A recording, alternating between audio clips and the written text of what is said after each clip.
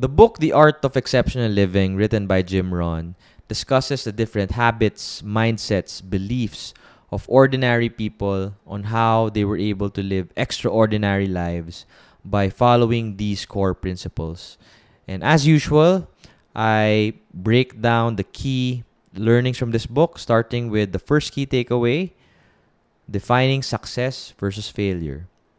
Success is defined by a few simple disciplines practiced every day, while failure is simply a few errors in judgment repeated every day.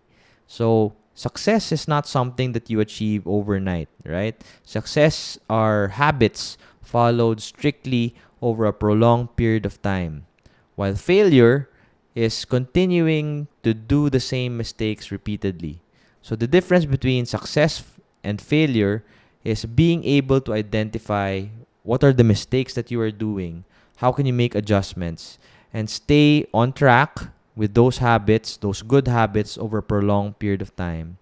And over time, with the right habits, with the right discipline, you'll be able to achieve, you're increasing your chances of becoming successful.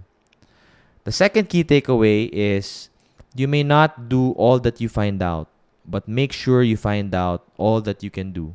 What it basically means is when faced with an obstacle, it's not enough to simply give up and throw in the towel, right? The successful people are resilient, are resourceful enough to ask themselves, have I tried everything that I can possibly do? Because if not, you're not trying hard enough. So maybe it would be better to really sit down, think hard. What else can do? How can you exert more time, energy, and effort in exploring all the other options? Until you have done that, you have not done enough. So the third key takeaway is success is not something you pursue, but someone you become, right? So a key mindset shift. When thinking about success, most people view it as a moving target. Well, in fact, they neglect or they don't ask themselves, do they have the right skills? Do they have the right network? Do they have the right competencies, right? Before you become the right person deserving for success, you first need to understand those core principles. So rather than wishing it was easier, wish you were better. Rather than wish that there were less problems, wish for more skills as an individual. And rather than wishing for less challenges, wish for more wisdom.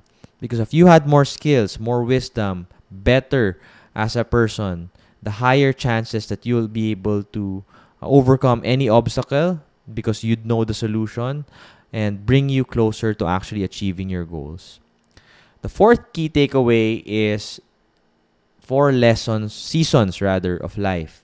So we have 4 seasons starting with winter. Similar to the fable, right? The ant and the grasshopper. Winter represents times that have minimal opportunity. Maybe you're in a recession, the hard times, right? So as successful people are able to prepare for the winter, they're able to, acquire the right knowledge, acquire the right resources in preparation of those hard times. So think about in life, being able to survive hard times, recessions is one of the key components for you to become successful. The second season is spring. This is when opportunity arises, right? This is when you plant your seeds. Every contact, every network, every person you meet may be a potential business partner, maybe a potential customer. So during the spring, this is where you actually plant your seeds, right? Strategically. The third season is summer. Similar to summer, wherein you have to nourish your plant, remove the weeds, place pesticide to protect your crop. Every contact that you have made during spring, this is where you actually nourish them. Keep the contact alive, keep the communication lines open, nurture them, build rapport. Because when fall happens, or autumn, this is where you can reap the benefit. All of the contacts, all of the networks that you were able to build over the past few seasons, you may be able to cash in on them, right? If you were able to build rapport, build trust with those people you met, this is where you could explore possibly, making them customers, making them business partners, and so on.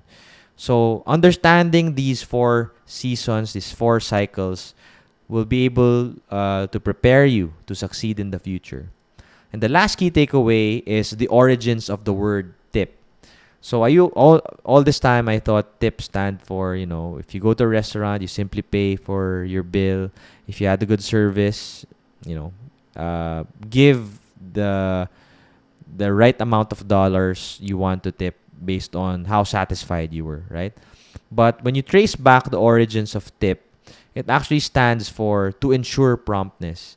And in the restaurants in the past, they had a small box that had that label to ensure promptness. And people before eating, they actually gave, money to ensure promptness. So one of the key nuggets of wisdom here is practice giving gratitude upfront to ensure promptness.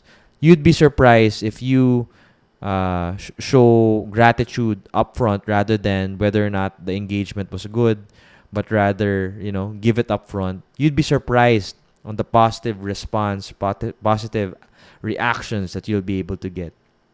Practicing this on a daily basis will accumulate over time, and you'll start to reap the benefits of and become, more and attract more success in your life. So as usual, those are my 5 key takeaways.